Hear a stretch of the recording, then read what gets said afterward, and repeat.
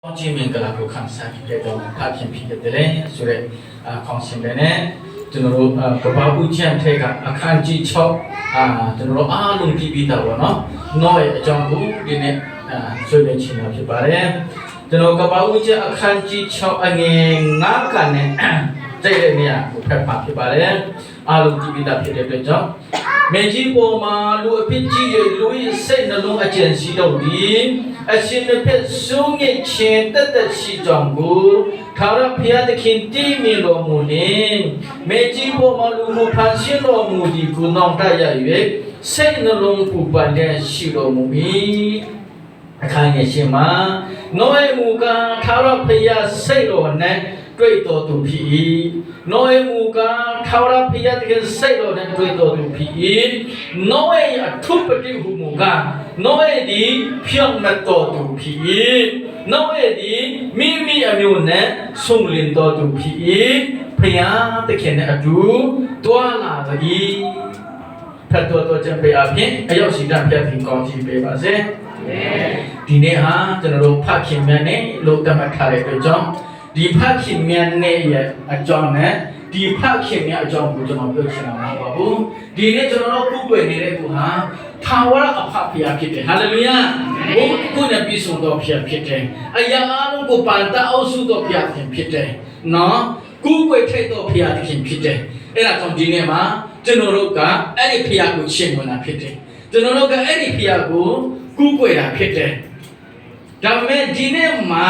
ဒီလောကမှာဖခင်ဖြစ်ခွင့်ပေးတဲ့အတွက်ကြောင့်ကျွန်တော်တို့ဖခင်ရှိတဲ့ကြောင့်ဒီလောကမှာအသက်ရှင်ခွင့်ဒီလောကမှာတော့လာလို့ရှိခွင့်ဒီလောကမှာဖခင်ကိုကူးကွယ်ခွင့်ရတဲ့အတွက်ကြောင့်ကျွန်တော်တို့ဖခင်များကိုစုတော်ပေးတာဖြစ်တယ်။ကောင်းချီးမင်္ဂလာပေးတာဖြစ်တယ်။ဖခင်မြတ်ကိုဇုံတေလေးဆက်ချီကိုကျွန်တော်တို့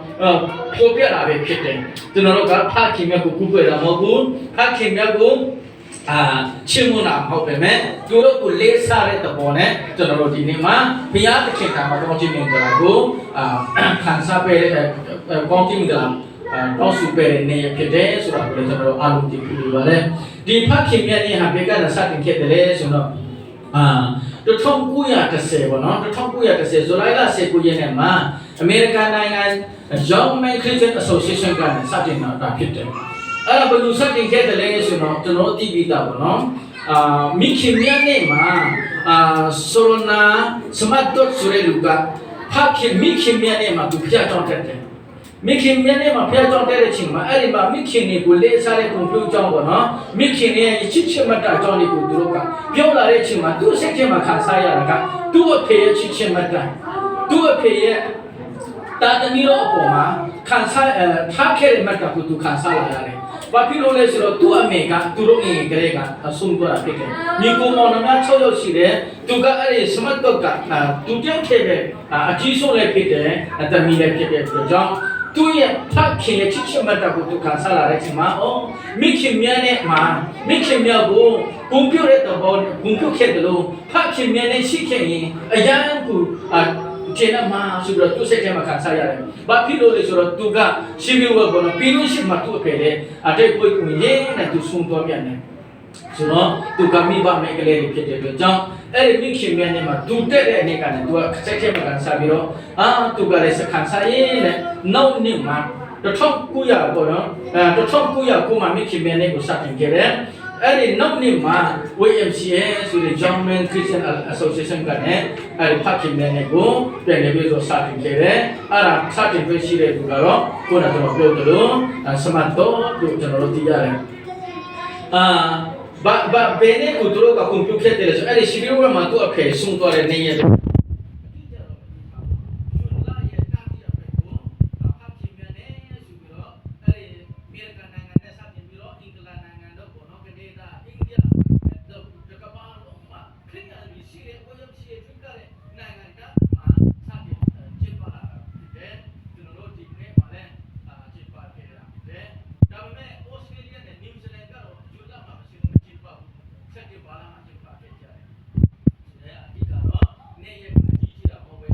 ကျွန်တော်တို့ရဲ့မိဘတွေကိုနေတာကျွန်တော်တို့ကပုံပြဖြစ်တယ်နေတာဖတ်ရဲ့ချစ်မှတ်တာကိုခံစားရမှာဖြစ်တယ်နေတာမိခင်ရဲ့ချစ်မှတ်တာကိုကျွန်တော်တို့ကခံစားပူရန်အတိမတူတူရကဖျားတဲ့ခင်ကကျွန်တော်တို့ကိုရှိတယ်ဆိုတော့ကျွန်တော်ဆရာကအမေတမ်းပြောတယ်မိသားစုကိုကျွန်တော်နဲ့ဘာနဲ့ပုံဆောင်ခဲ့တယ်လဲကျွန်တော်ပုံဥပမာပေးခဲ့တယ်ဆိုတော့ခင်းနဲ့ပဲကျွန်တော်မဲတမ်းပုံဥပမာပေးခဲ့တယ်ခင်းနဲ့မိသားစုကကျွန်တော်ဥပမာပေးခဲ့တယ်ဘယ်လိုပေးခဲ့တယ်လဲဆိုတော့ခင်းဆိုတာအကန်းကကျွန်တော်ဖတ်ခင်နဲ့တူတယ်နော်အရွက်ကမိခင်နဲ့တူတယ်အကန်းလေးကတာသမီးတွေနဲ့တူတယ်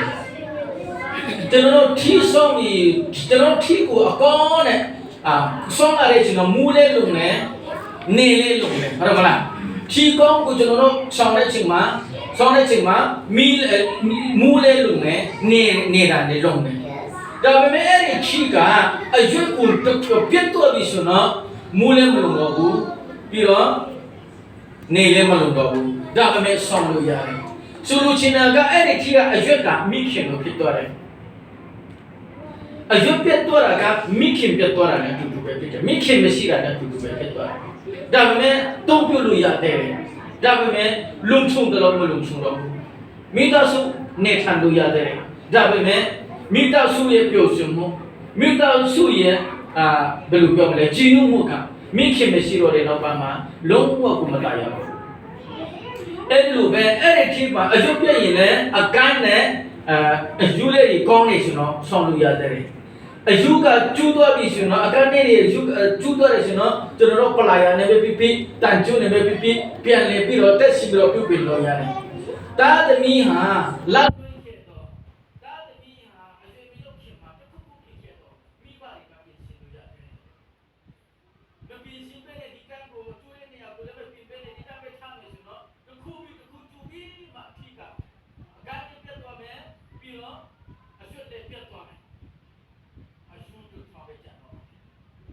အဲ့ဒါတော့တာတည်ပြီးတယ်ကျွန်တော်မိသားစုမှာထီးရဲ့ကံလေးဖြစ်တယ်ကျွန်တော်ကျမကျုပ်ခဲ့ရင်ကျွန်တော်မိဘတွေနှစ်ပါးတွေအလုပ်လေးများတယ်ပြီးတော့သူတို့အလုပ်လည်းရှိပြီးမိသားစုတွေလည်းအားနေတယ်ကျွန်တော်တို့တော့ခက်ပြောနေတယ်ပေါ့နော်ကျွန်တော်ကျမကဖြစ်တယ်ဆိုတော့တာတည်ပြီးတယ်ရှိပါတယ်ဒါတော့တာတည်ပြီးပြည့်စုံရင်မိဘတွေကအမြင်ဆုံးပြီးကျူရတယ်ကျွန်တော်မိဘတွေအားရှိတယ်ဆိုတော့အားရှိတယ်ရှိပါတယ်အရေးကြီးဆုံးကပါလေဆိုတော့အရှိကအရွက်ဘလုံးပေးတာလားဘလုံးပေးတော့အကိုင်းကဘလုံးပေးတာလားဘလုံးပေးတာအယူကျူတော့ဒီအဲ့ဒီကဘလုံးပေးတာအမေကလည်းအဲ့ဒါကြောင့်ဒီနေ့မှာဆက်ပြီးရှင်းတာကမိသားစုထဲမှာဖတ်ခြင်းဆိုတာဘလုံးအရေးကြီးတယ်မိသားစုထဲမှာဖတ်ခြင်းလျောက်ရဲ့တာဝန်ကဘလုံးကြီးမိသားစုထဲမှာဖတ်ခြင်းလျောက်ဖြစ်လာပြီဆိုတော့အကုန်လုံးကကျွန်တော်ရဲ့တာဝန်ဒီလောကရဲ့စာဖူတော့ကိုဝတ်ပြုအတုံးပြုဖို့ကအစထာဝရကောင်းကင်နိုင်ငံထာဝရခမည်းတော်ထံကျွန်တော်တို့သားသမီးတွေမိသားစုကိုခေါ်ဆောင်ပြည့်ကျွန်တော်တို့မိဘတွေကတာဝန်ဖြစ်တယ်ဆိုတော့လည်းဒီနေ့အယုတ်စီကံကိုဖတ်ခင်တာကိုပြောပြရှင်းချင်ပါတယ်အဲ့ဒါတော့နံပါတ်1ပြင်ဆင်ရမယ်မိသားစုမှာနံပါတ်1ပြင်ဆင်ရမယ်သူကဖတ်ခင်ကျွန်တော်တို့ဖြစ်ပါတယ်ကျွန်တော်တို့ဖတ်ခင်ကိုပြန်ပြီးကျွန်တော်တို့ဖတ်ခင်နေအလုပ်လည်းမကျူစားဘူးကျွန်တော်တို့ဖတ်ခင်နေညမှာမှုချုပ်ပြီးမှပြန်လေတာသမီးတွေအဲ့ဒီမှာလည်းပြန်လာဟုတ်တယ်မဟုတ်လားအဲ့လိုမျိုးဖြစ်နေတယ်နော်အဲ့ဒီဖြစ်လုံးဝဆောင်လို့မရတယ်လို့ဒီမိသားစုဟာဖတ်ခင်တယောက်ကနော်ရှိကမရှိဖုတ်ပြနေပြီဆိုရင်တော့ဒီမိသားစုပြည့်စုံသွားတာဖြစ်တယ်ကျွန်တော်ဥပမာလေးတစ်ခုပြောပြချင်တယ်အရက်သမားတယောက်ရှိတယ်လေဖတ်ခင်သူအရန်ကိုအရက်တော့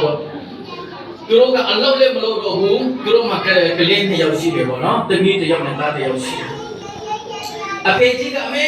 ကရောက်တော့ပြီးမသားသမီးလေးအဲ့ဒီမှာပဲပြန်လာတနေ့ကရှူရှုပ်ဒီရှုပ်နေတော့အရက်ကိုအကျွေးနေယူဆိုတော့နည်းနည်းကြာလာတော့သူတို့ကမခံနိုင်တော့ဘူးလေနော်နေကအဖေပြန်လာတယ်ဆိုတော့ဘာမှယူမလာဘူးမုံလည်းမယူလာဘူးအသားလည်းမယူလာဘူးနော်တခုခုစားစရာလည်းတစ်ခါမှမယူမလာဘူးအရက်ပလီပဲမိကယူလာတယ်အဲ့ဒီဖခင်ကြီးကသူပြန်လာတဲ့အချိန်မှာအဖေအရက်ပလီပဲယူလာတယ်အဲ့ဒီအရက်ပလီတွေကိုနော်ထားပြီးမှနောက်တနေ့တော့သူတို့မှစားစရာမရှိတော့စံတပီပဲရှိတော့တယ်ပေါ့နော် San te piro masiro bu tumbu no be siro ta kha chet ku be siro ara na tu a me ga thamin chet pi ro ai san le ko chet pi bi ba ma hi chet sa le masiro tu tami a chi ku ko bi ma tami ni a phe a yat taw tha le a yat pali ku tu yong ba lo pyo le ke ta na no pali ku ko bi ma tu tami ji ka ju je chi chi ne ba no pali ku tu yong le le tu yong bi ma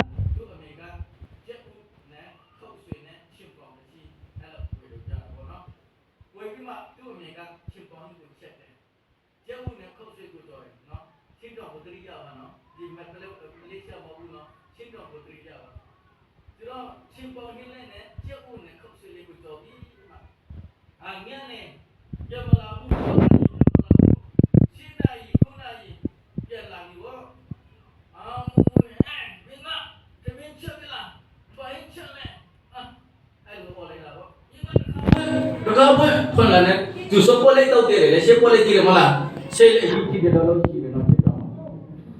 บอกพี่ว่าใครดูมาทำไหมไม่มาเชฟเป็นเชฟเป็นซ้ำไหมเอาเลยเดี๋ยวเราจะได้หมอเนี่ยก็เลี้ยงได้ดีคู่เป็นเนี่ยเป็นจริงๆแต่ตัวละทีละเอาละไอ้เป็นเชฟเลยดิไปว่าใช่ไหมหมอเนี่ยเราจะ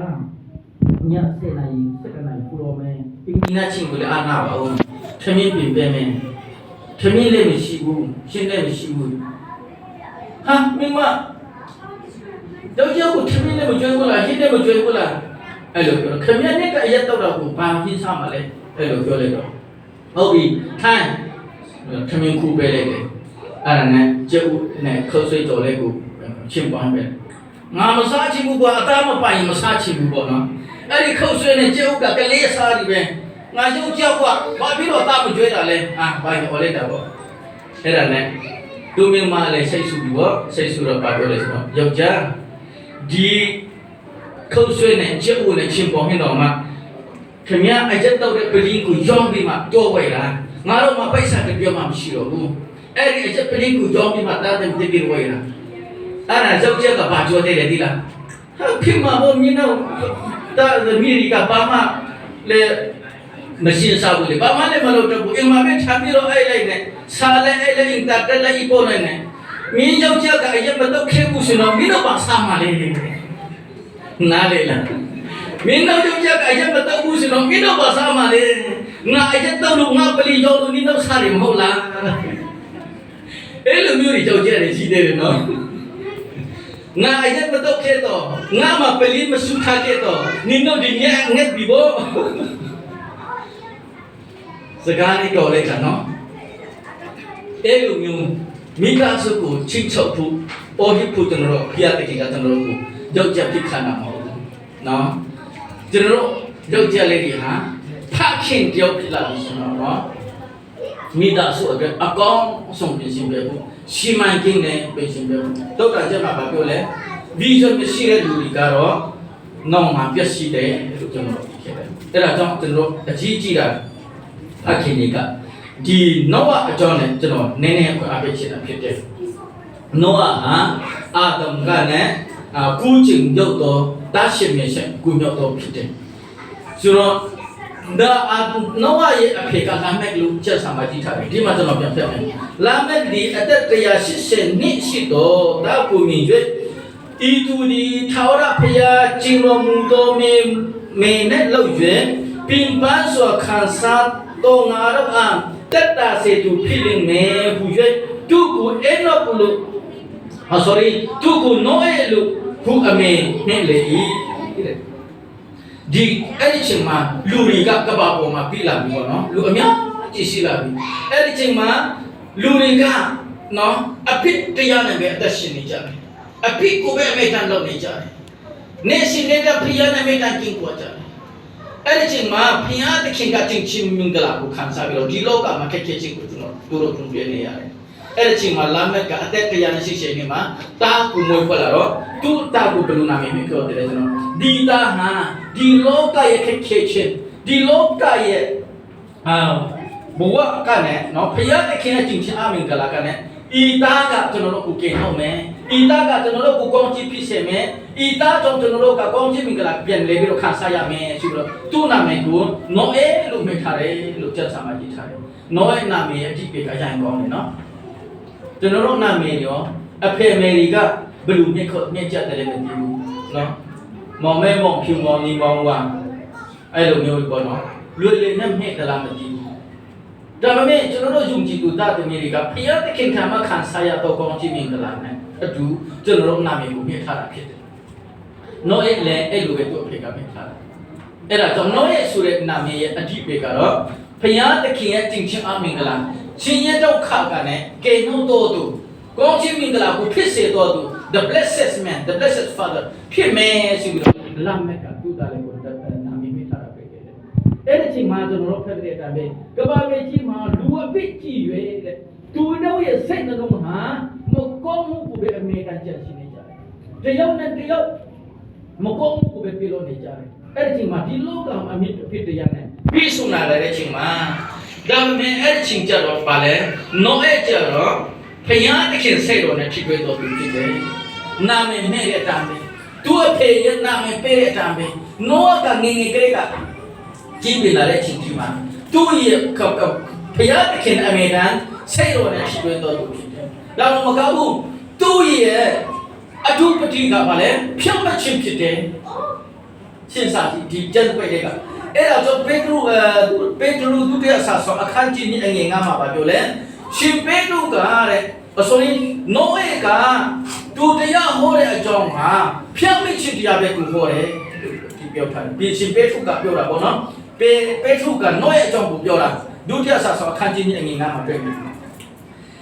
The Loma Loka Makululu Suri Pite, a Kulunga Mokos, because I think you go back in Jerry. Send the Lutemale, Luma Sungetore, Luri Lutemalo, Noega Bale, Peppa Champiaku, Emegandia Hore. Pia the king, say on a tip to John. Pia the king at the name of Scardio. No, Dilu Kuma Passina, Nonda Yalabi. The no second mamma, even that Pinevi. Dilu ko pansina ka sna se ka jam pupane era jo dilu ri ta maka tatwa atat sin tatwa along ko pese se sin dong ha di loka ka ne di ka ba me chi ka ne ba le phe sha pit le ne era jo tin ha tin bo ku ti so ya me nia tin bo ku ti so ya me tin ne mi khin ko lwe myo phu ya atwe tin bo ku ti so ya me so number 3 ka ba pyo chin ne so no ye mu ka thaura phaya sai lo ne twai to tu phit de phaya takhin sai lo ne twai to tu phit de phaya takhin na twa la to tu phit de phaya takhin ne phim ma chin ya ko ame kai kan som sok kan tha to tun tin pe to tu jo phit de ai ra jo phaya takhin ka no wa bu tu ro mi ta su lo myo phu ya twe tin bo ko sok phu ya phaya takhin ka tu ko jwai ko da phit de Dima predestination sure zego chima te chulu di ka pyo le Jonoro ka tetana dia ku lo mo yin le dita be ayat to yin le dita be to la lo chen ne me sino wing no phya ka alu ro si yin te ne ne te ching ching chen jonoro ko la jwe ko na ne sure jung ti le lu gi si le da be me chen sa ma pho pya tha ra ka ro lu ri ka phya te kin ka phan sin le ching ma jonoro ka mo kong phit cha sin free will bo no phya te ka jonoro ko pe bi ta phit le conscious baby that people. Gong mo gong, jonoro ko jwe che pa phin shi de. Era to phya te khin ka lu tyaw ko jwe bi ma ta chan lu tyaw ko mo jwe bu shin no ai phya ka ma ta ya bu le. Ba phi lo le tu pung tara ne ngi jonoro pha chin tha de lu phit de. Tu ye ba lu pyo ma le attack ko jonoro no kong te ma attack ko te shi ko pe tha de lu ri a lu phit de. Wing ni no tu ta pa ti be phit de. Era to phya te khin ka ba tu ma mo khoi che be ne a long ko tu ye grace ko no chit chit mat ta ko lu ta a po ma phya te khin pe tha da phit de. Eri chit chit mat ta ko no ka khan sa ya le hallelujah. Eri sai lo ko no ka khi twe la de chin ma phya te khin ka no ko jwe che la mo be ne no ka phya ko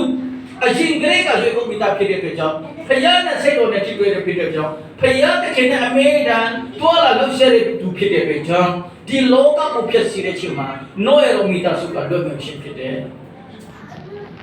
tu ro ye kong ji mi la tu ro ye ba le sai de akan tu ro ka pyan jai to da phit de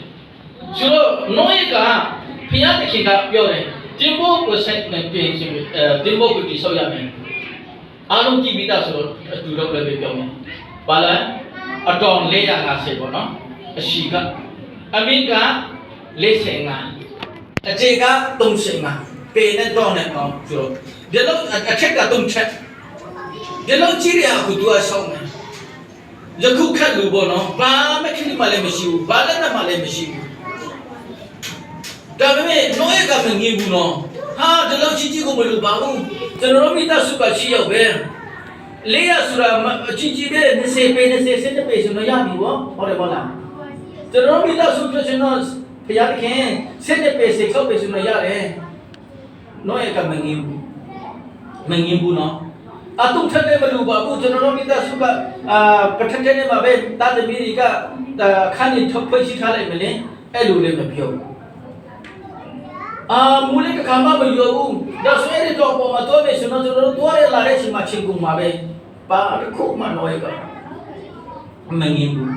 ဖယားသခင်ရဲ့ပြောတဲ့အတိုင်းပဲဒီမှာအခန်းငယ်20မှာပြောတယ်နဝအိုဘေကောမာတော်မူသည့်အတိုင်းလဲနောပြုလေမူ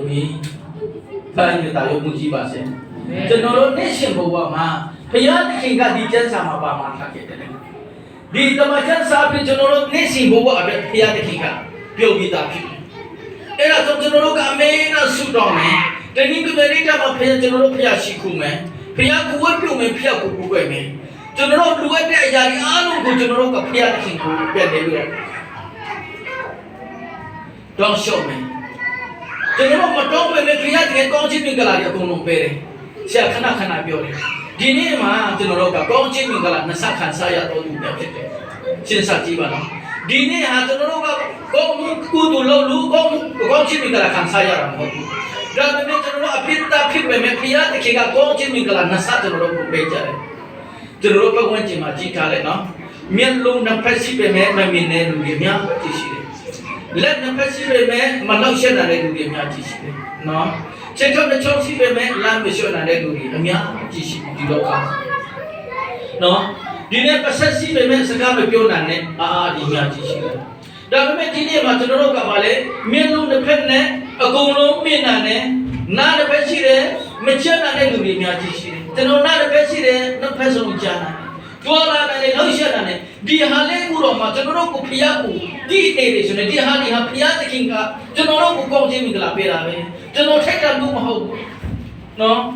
ကျွန်တော်ခံစားနေတဲ့ကောင်းခြင်းမင်္ဂလာတွေဟာကျွန်တော်ထိုက်တာလို့မဟုတ်ဘူးရှိပြီးတော့ကျွန်တော်တို့ခံစားနေပြီဆိုတော့ကျွန်တော်ဖျားကိုဘူးွယ်လို့မရဘူးကျွန်တော်တို့ဖျားသခင်ကိုမချီးမွမ်းလို့မရဘူးနေရှင်နေတာကျွန်တော်တို့စားတော့နေတဲ့အရာတွေပေါ့နော်ကျွန်တော်တို့နေရှင်နေတာဝတ်ဆက်ရှင်နေတဲ့ဝတ်အစားတွေပေါ်ပါလေဖျားကိုကျွန်တော်တို့ချီးမွမ်းဖို့နောအလူအမင်းတပြတ်တခင်နဲ့စိတ်တော်ဖြစ်ကြတာတော့မကဘူးသူ့ရဲ့မိတော်မူခြင်းကိုကျွန်တော်တို့နားခံမှာဖြစ်ပါတယ်ဆေဖို့တဖို့လည်းကျွန်တော်တို့ပုံမှန်ပဲ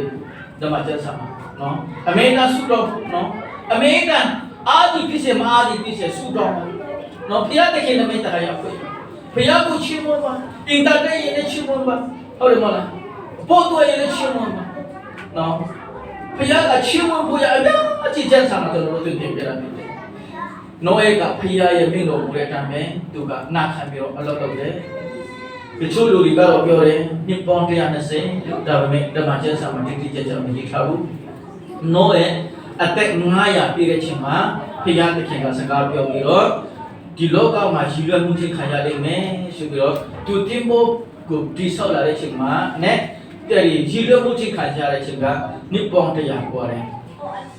နောအသက်600ပြည့်တဲ့ချိန်မှာမူးရွာကစပြီးပြည့်တယ်တချို့အကျင့်တဲ့ပုဂ္ဂိုလ်တွေကတော့နောရဲ့တင်ဖို့တိဆောက်မှုကနှစ်ပေါင်း80ကြာတယ်လို့ပြောထားတယ်ဘာဖြစ်လို့လဲဆိုတော့သူကနှစ်ပေါင်း50မှာတာမွေးတယ်လေတာမွေးနှစ်ပေါင်း50ပေါ့နှစ်ပေါင်း900မှာတာမွေးထားတာလေသူတာမွေးပြီးမှသူ့သားသမီးတွေကသူ့ကိုကုမြင်လာပြီပေါ့ဆိုတော့နောရဲ့ကတင်ဖို့တိဆောက်တာကနှစ်ပေါင်း120တော့မဖြစ်နိုင်ဘူးဒီမှာလူတွေကလုံးဝအပြစ်ကိုကျူးနေတဲ့အတွက်ကြောင့်ထာဝရအသက်ကိုငါမပေးတော့ဘူးငါရဲ့အသက်ကိုတို့အထက်မှာမထားတော့ဘူးဆိုတဲ့ဟာကဘယ်လိုလဲနှစ်ပေါင်း120ပဲသူတို့အသက်ရှင်တော့မယ်လို့ပြောထားတယ်ဆိုတော့ကျန်တဲ့ပုဂ္ဂိုလ်တွေကတရားလည်းဘယ်လိုပြောလဲဆိုတော့ဒီရဲ့နောထားမှာဖျက်တယ်ပြောထားတာဒီလူတွေဟာနော် Tawara paya kale ngawi ni ludok asin masuma ya ajok muka ludok di tapi turau ya tekan dile taya nese pise huming romi lubi ha toi ta pite pejong ameda api julu nere kile pejong ngaye winge fellowship ko mai ta ya koi chin ne turo na thawra mai ta ya mo phoi ro ngaye atek kule turo che ma thawra ma thawro buအဲ့ဒါကြောင့်လူသက်တာ120ဖြစ်ပါစေ120ထက်အသက်မစင်ရဘူးပြောထားတယ်ဆိုတော့ဒီ120ထက်လို့ပြောထားတာက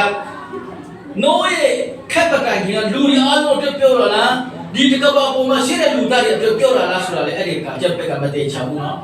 ဘာဖြစ်လို့လဲဆိုတော့ဒီလူတွေအားလုံးကအသက်ဘယ်လောက်ရှိပြီတလဲဆိုတော့သူတို့က400 500 600ကျော်တဲ့လူတွေအများကြီးရှိတဲ့အတွက်ကြောင့်ဒီလူသက်တဲ့ဟာ120ဆိုတာက